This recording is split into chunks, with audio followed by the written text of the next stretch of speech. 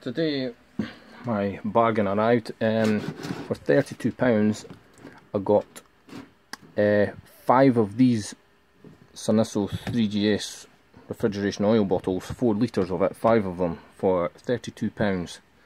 So that is well more than a lifetime supply, so I'm probably going to sell the rest and just keep one bottle to myself. But what I'm doing is I'm looking at this Rotary compressor, and I'm going to put mineral oil in it. And getting the oil out this was a nightmare. Turning it upside down didn't work, and you had to turn it upside down, shake it and have it running at the same time to get some out, and I had to flush the rest out with acetone, and then I put it under vacuum to boil off the acetone, and I was just running air through it just now to get away any last traces. And now it doesn't, there's no acetone smell in the discharge, but I still think there's polyester left in it somewhere, because it still runs really smoothly. It draws very little power. So I'm going to put the mineral oil in it, because polyester just turns to acid if it gets moisture in it.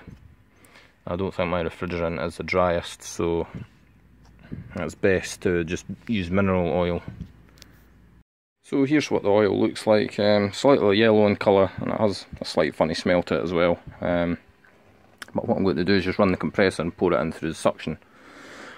What's going to happen is a lot of it will just get caught up in the accumulator. These compressors have a built-in accumulator to stop liquid refrigerant getting back, but as far as I know they've got a little bleed hole at the bottom, so the oil can return. I'm going to put in 230 millilitres of oil. Try and do it as carefully as I can.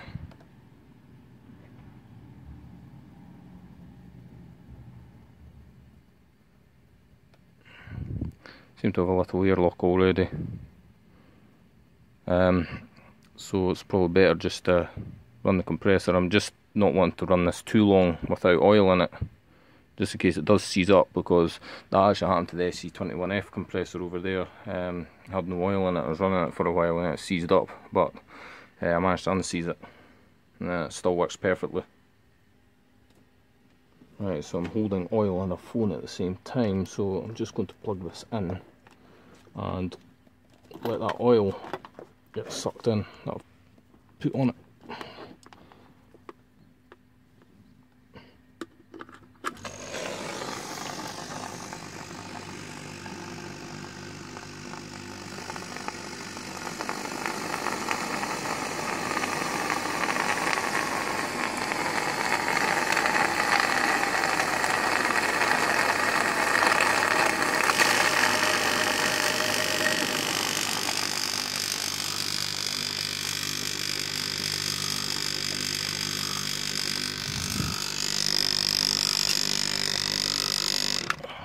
Actually, that was kind of stupid, because I was going to cause liquid slugging, because when that hits the pump mechanism it could possibly damage it, so I won't be doing that anymore. I'm going to have to put it into the discharge, because the whole casing of this compressor is actually the discharge, so it's probably going to be a bit of a nightmare to get it in actually, but I'll just have to take my time. So here's my new idea: vacuum pump on the discharge, so the compressor's not got any power to it, so I'm just sucking in oil like this.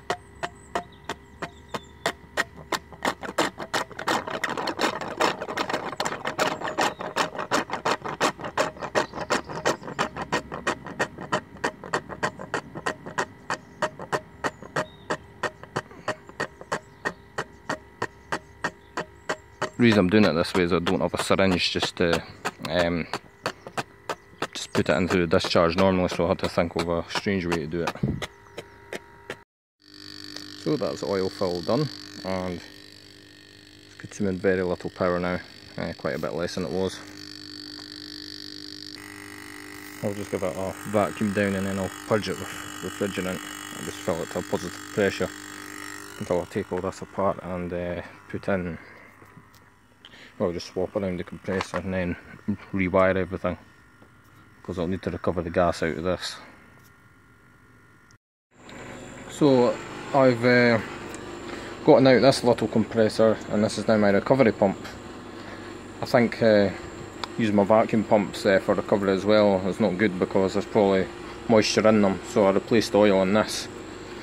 I had white mineral oil in it to start with, and that worked fine, but I've put the new refrigeration oil in there, and I'm just running the compressor and the heat pump just now, the old one, just to heat it up a little bit and get the refrigerant out of the oil, because when the refrigeration system is off, most of the refrigerant goes into the oil. I'm not sure where it sits, on top or underneath it, but once I switched the compressor on, the pressures went up because it was just throwing the oil around and getting the refrigerant out it. My next project will be probably, this is a condenser that came off the air conditioner. Oh, that's it there, that's the air handler for it. I'm thinking about mounting this outside the shed under some form of shelter attached to the side, and I'm going to make a really powerful refrigeration system out of that compressor there, and the condenser would be outside, the compressor would be in here, and it would chill down that bucket in like a minute probably. This small system here, the one that uses a DC compressor, it does take quite a while to chill down. It probably takes 15 minutes at least to get down to a good usable temperature, because I use this water for cooling the refrigerated air dryer in the compressor, and also for cooling down small containers so I can recover refrigerant into them, and it keeps the pressure down and stops them from heating up. I added a bit more gas to it as well, so, and earlier the heat coming off this, there was a lot, so it's moving a bit more heat now. I've added gas to it. It frosts up a little bit, but not too much. So the more gas I put in it, the more heat it can move up to a point where it ends up getting overcharged. In fact, it probably is slightly overcharged, because the return to the compressor is a bit cold. It's finally all put together after much shouting and swearing. Now it's already heated this water in a very short space of time, and it consumes a bit less power than the old system. I'm just going to set it a bit higher so I can heat the water more. Trying to get it to go up anyway.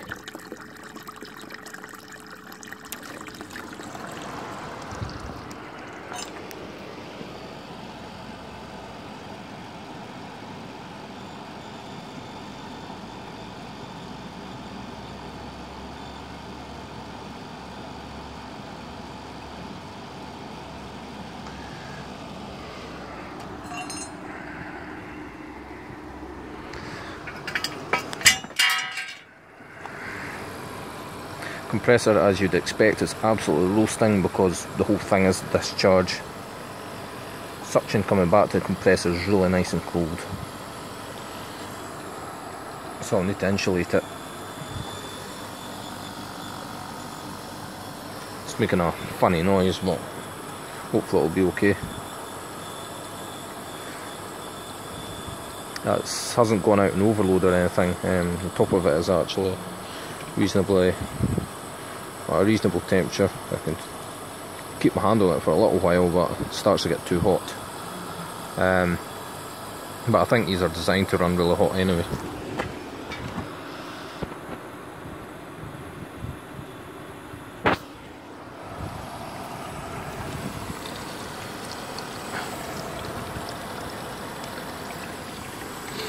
I'm now running this at much higher temperatures than I would normally. I'd usually use it at 38 degrees just to heat up the hot tub, and that would do. And now it's beginning to struggle, I think. That's what went off because the target temperature was reached.